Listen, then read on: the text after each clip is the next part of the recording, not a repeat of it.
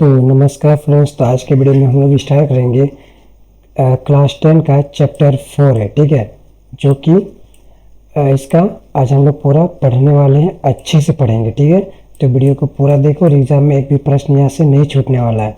तो देखो, समजातीय श्रेणी यौगिकों की ऐसी श्रृंखला जिसमें कार्बन श्रृंखला में स्थित हाइड्रोजन को एक ही प्रकार का प्रकारात्मक समूह प्रतिस्थापित करता है, समजातीय श्रेणी कहलाती है। आगे समझ में? देखो, समझ में नहीं आएगा कोई टेंशन नहीं है, रट्टा मार लो। एग्जाम में पूछता है वो बहु पूछेगा। मैंने खुद से बनाया हुआ ये नोट्स है, ठीक है। कभी भी मार नहीं खाइएगा, ठीक है, एग्जाम में। तो आप लोग नोट्स बनाइए वीडियो को देख देख के, ठीक है। अगला क्या है? कार्बन यौगिक की नाम पद्धति। तो पर्यायवाची समूह की प्रकृति के आधार पर पूर्व लग्न की अनुलग्न के द्वारा संशोधित करके यौगिकों का नाम उनकी कार्बन श्रृंखलाओं पर आधारित होता है, ठीक है। आगे समझ में? नामकरण का नियम है, यौगिक में कार्बन परमाणु की संख्या ज्ञात करें। तो कैसे ज्ञात करेंगे? तो आप लोग यहाँ पे ऐसे देख सकते हैं। तो ये सब इतना भी इम्पोर्टेंट नहीं है, ठीक है। ये सब इम्पोर्टेंट नहीं है, बट आप लोग लिखना चाहोगे तो लिख लो, ठीक है। लिखना चाहोगे तो लिख लो, क्योंकि एग्जाम में कहीं से भी पूछ सकता है, ठीक है। ये इम्पोर्टेंट नहीं है, ये कीटोन, लेकिन देख लो एक बार। यदि कार्बन श्रृंखला में प्रकार्यात्मक समूह एल्डिहाइड यानी कि CHO उपस्थित हो तो यहाँ अनुलग्न Al लगाते हैं, ठीक है। आप लोग यहाँ पे उदाहरण देख सकते हैं। ये कीटोन का हो गया, ये कार्बोक्सिलिक अम्ल हो गया, ठीक है। यहाँ पे उदाहरण है, ये द्विआवृत हाइड्रोकार्बन हो गया। तो ये सब जो है इम्पोर्टेंट नहीं है, क्योंकि एग्जाम में ऐसे नहीं पूछता है। कार्बनिक यौगिक का रासायनिक गुणधर्म, तो दहन, इसको देखो, इम्पोर्टेंट है। कार्बन तथा अन्य हाइड्रोकार्बन ऑक्सीजन के साथ दहन करने पर ऊष्मा प्रकाश एवं कुछ यौगिक बनाते हैं। जैसे कि कार्बन दहन करने पर कार्बन डाइऑक्साइड तथा अन्य हाइड्रोकार्बन कार्बन डाइऑक्साइड एवं जल बनाते हैं, ठीक है। इसका उदाहरण आप लोग यहाँ पे देख सकते हैं। ऑक्सीकरण, ये बहुत ही ज़्यादा इम्पोर्टेंट है, तो इसको ध्यान से देखो। दहन करने पर कार्बन यौगिक को सरलता से ऑक्सीकृत किया जाता है, ठीक है। पूर्ण ऑक्सीकरण से अतिरिक्त ऐसी अभिक्रिया भी होती है जिनमें अल्कोहल को कार्बोक्सिलिक अम्ल में बदला जा सकता है, ठीक है। तो यहाँ पे आप लोग देख सकते हैं कैसे बदला जा सकता है, ठीक। ऑक्सीकारक, तो ये जो है बहुत ही ज़्यादा इम्पोर्टेंट, ठीक है। ये वेरी वेरी इम्पोर्टेंट है।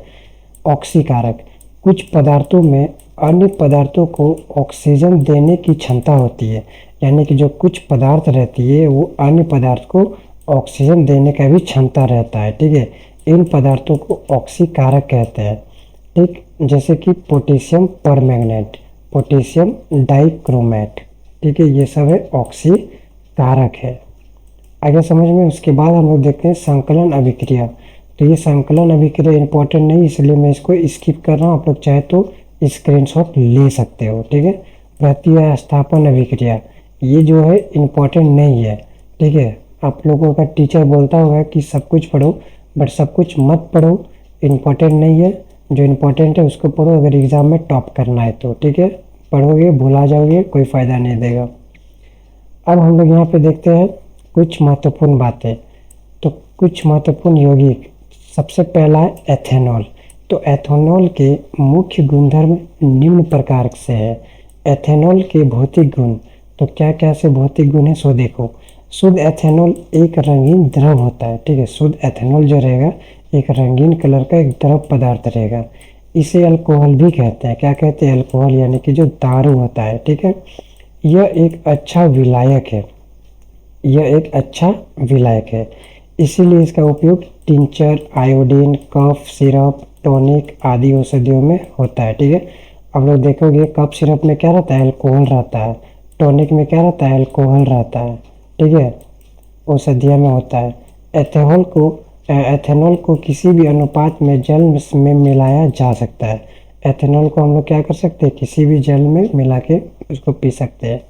इसका गलनांक 156 के, जबकि क्वथनांक 351 के होना चाहिए, ठीक है। आगे समझ में? वैसे यहाँ अल्कोहल का जिक्र आ गया तो मैं आपको बता दूं कि अल्कोहल का सेवन नहीं करना चाहिए इंसान को, ठीक है। उसके बाद है एथेनॉल के रासायनिक गुणधर्म। तो सबसे पहला है दहन। एथेनॉल वायु में नीली लौ के साथ जलकर कार्बन डाइऑक्साइड तथा जल बनाता है, ठीक।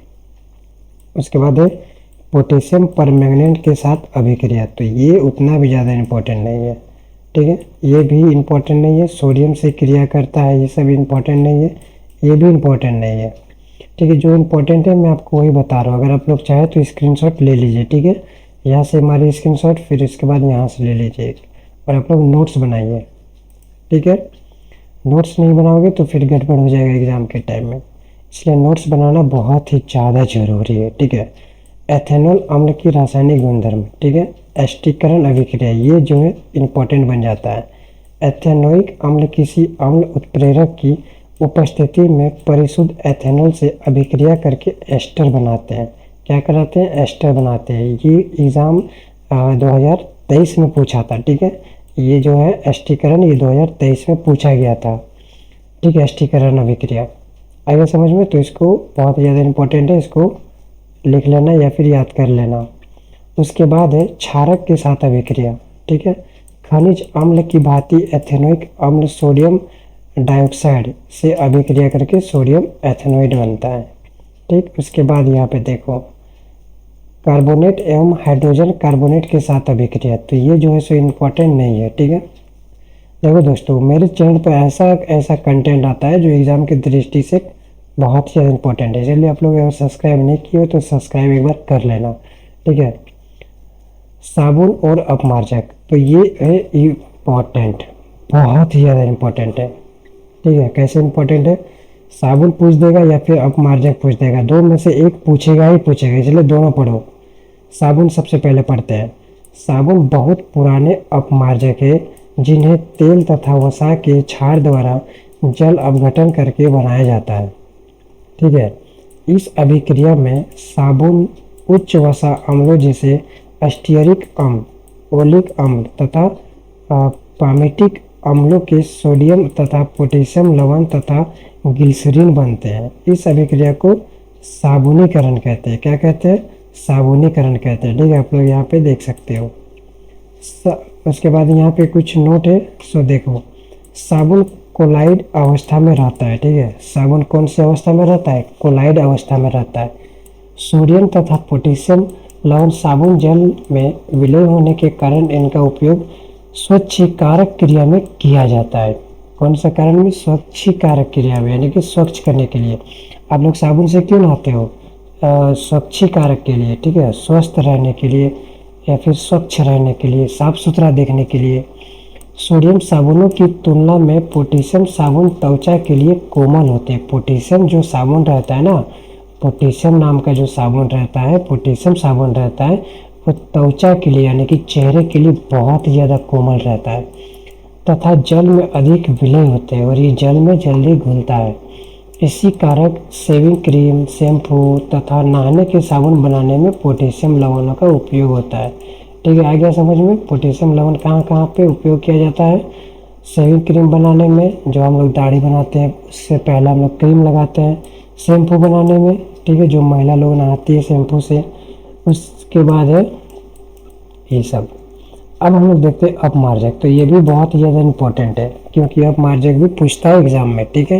ये 2017 में पूछा था और 2022 में पूछा था, ठीक है। 2017 में पूछा था और 22 में भी पूछा था। तो यहाँ पे अपमार्जक के शोधन अभिकर्मक होते हैं। अपमार्जक के जो शोधन होते हैं क्या होते हैं? अपकर्मक होते हैं, जिनमें साबुन के सभी गुण होते हैं। साबुन के सभी गुण होते हैं किसमें? अपमार्जक में। परंतु जो वास्तव में साबुन नहीं होते हैं, यह मृदु तथा कठोर दोनों प्रकार के जलों में प्रयुक्त किए जाते हैं। ये बर्फीले जल में भी झाग देते हैं। इन्हें साबुनी विहीन साबुन भी कहते हैं। क्या कहते हैं? विहीन साबुन कहते हैं। ये ठोस, द्रव, पाउडर आदि सभी रूपों में पाया जाता है, ठीक है। कौन चीज़? अपमार्जक। अपमार्जक का सीधा सा मतलब हो गया सर्फ, ठीक है। आप लोगों का मास्टर आज तक नहीं बताया होगा अपमार्जक का माने, तो इसका मतलब होता है सर्फ, ठीक है, जो सर्फ होता है, जैसे कोई भी ब्रांड का सर्फ हो गया। उसके बाद यहाँ पे है मिसेल। ठीक है, मिसेल जो है तो इम्पोर्टेंट है।